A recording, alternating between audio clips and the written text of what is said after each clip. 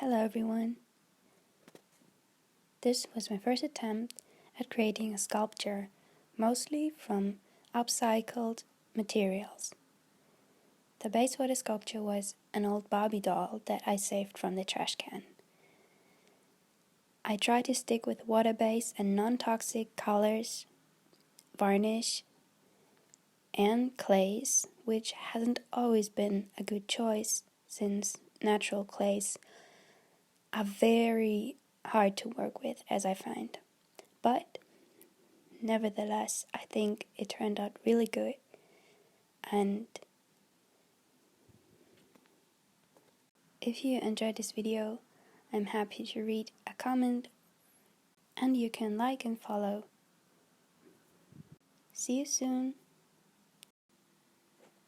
First, I start by putting the head into boiling water. It helps me to remove it from the neck.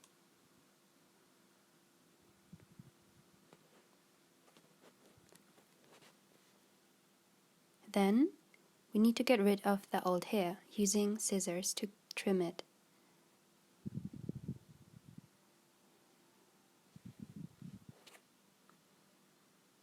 However, I like to trim it even more using razor blades. You gotta be very careful though. Once this is done, I soak the head again to soften the glue inside of the head. There's still some gluey, sticky hair left inside of it that I want to take out. It took me quite some time to know how to do it, but I made it in the end.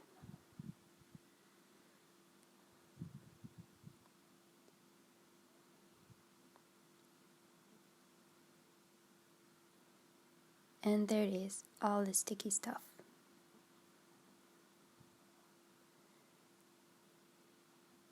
I then use 100% pure acetone to remove the factory paint. Using a mask and safety glasses, I paint on the doll where I want to cut it in half. I use the saw to do it, take off the sharp edges,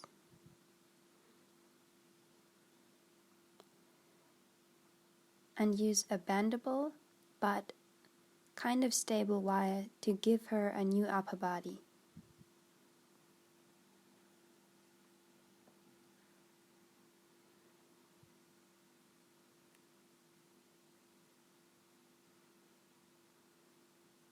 Using the hot glue to build her chest.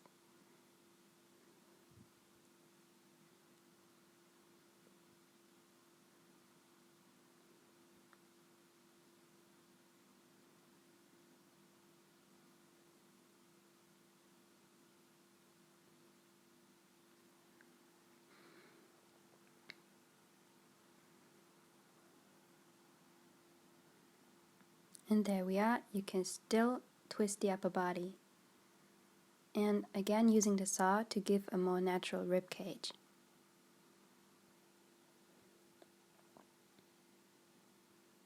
Ta-da! Now I stuff the hole using first tape,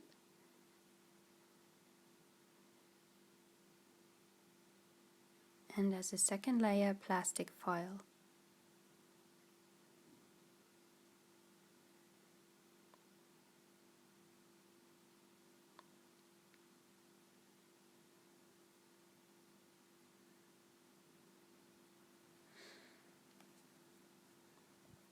I wanted her to be very strong and muscular and have strong bones, so using the hot glue gun and plastic stripes to give her this bone structure.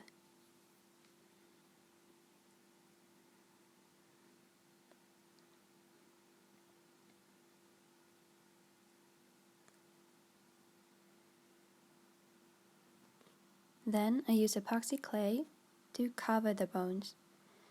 However, I had such a hard time doing it. Epoxy is not my favorite thing to work with, but I made it work.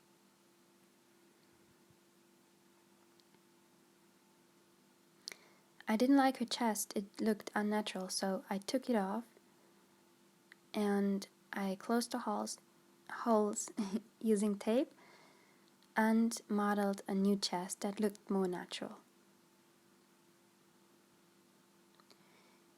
And then sanded down the body and took off her legs.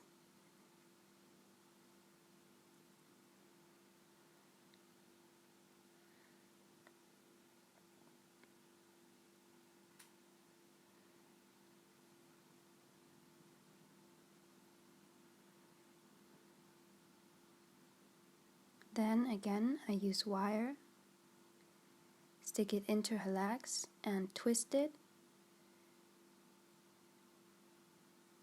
to give her a kind of stable snake tail and wrap it in tin foil.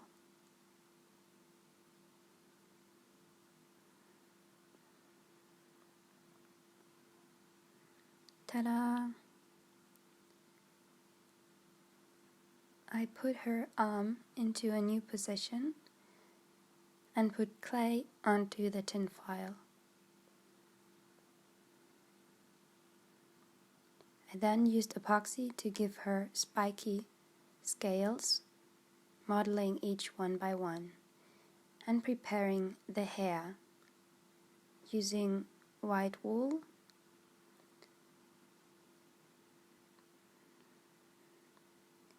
I rerouted the hair, breaking a lot of needles.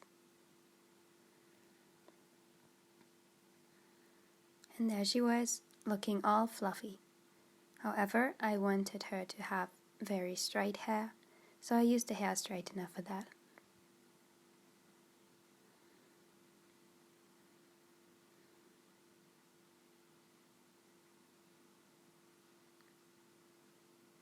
Then I use wooden glue to keep her hair in place.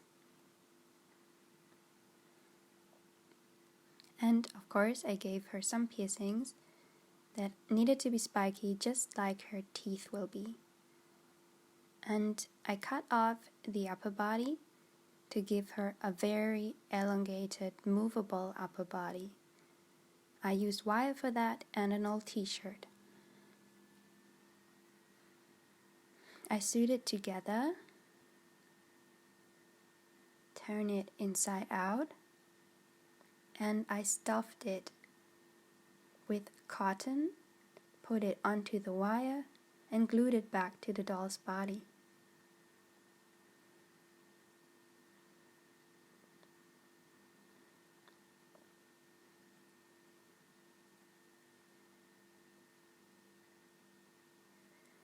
I then took natural clay to give her body parts as well, making sure that the body is flexible. I continued putting the scales, sanded the body down, and drilled holes into her arms to put on her hands. Again, you can move them. I cover the hair and her face in tin foil. I then use the tin foil to model a mask that is supposed to look like a snake face. Well, I guess it does look like it in the end. Using epoxy clay to finish the mask.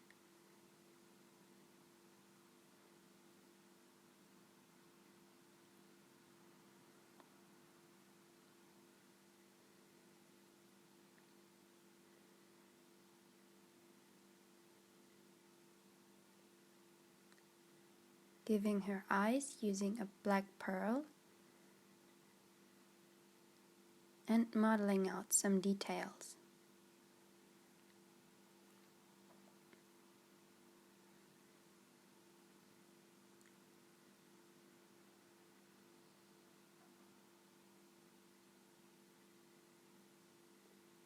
Ta-da! I sanded down the back of the mask to make it smooth. and drilled 2 holes, one on each side, for the wire. I made sure that the back is smooth to not scratch her face.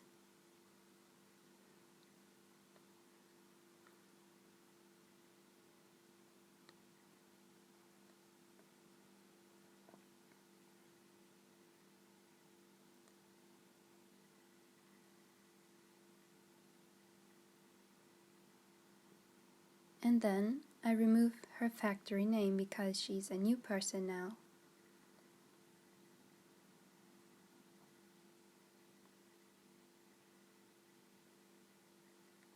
Heating up the hat to put it back onto her neck, but it didn't look quite natural. You could see the neck pack, it was too thick, so I trimmed it down.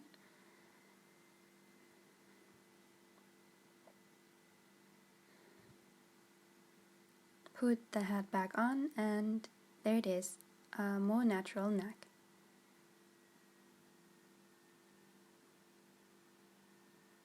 I then took white acrylic paints to cover the bottom of the sculpture and wooden glue to fix it.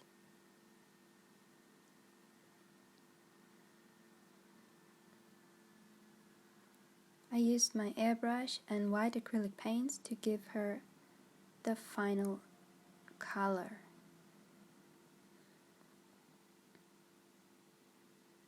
And there it is. Using a big brush and again white acrylic paints to paint the scales white as well.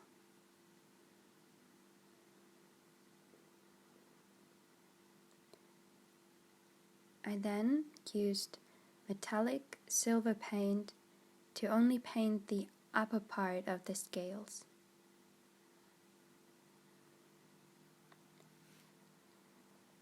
And put satin varnish onto the body and the scales. Using chalk pastels, watercolor pencils, I started to paint the face. However, I noticed that the pencils wouldn't work, only the black color that was from a different brand. And me being impatient to wait for the other pencils I couldn't order right away, I decided to use acrylic paints instead.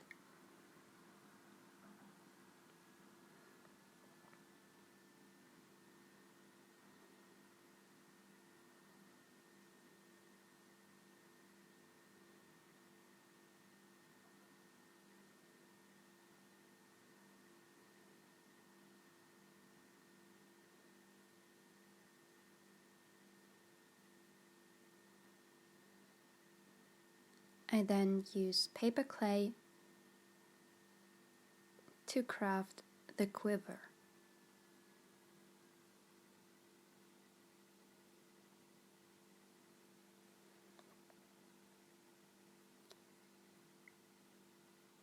And painted the mask white, put some gloss varnish onto the eye too, and used epoxy to build the bow and the arrows.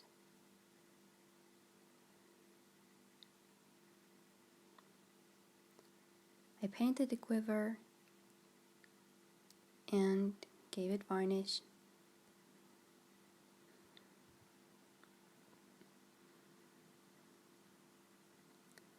I then sanded down the bow, painted it white, and used dental floss for the bowstring.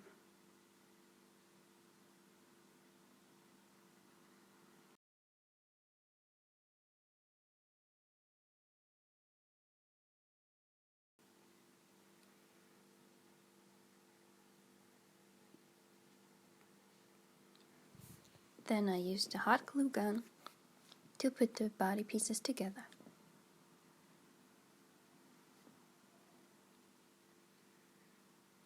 And finally, using epoxy to make it more stable, and gluing the rest of the t-shirt onto the body.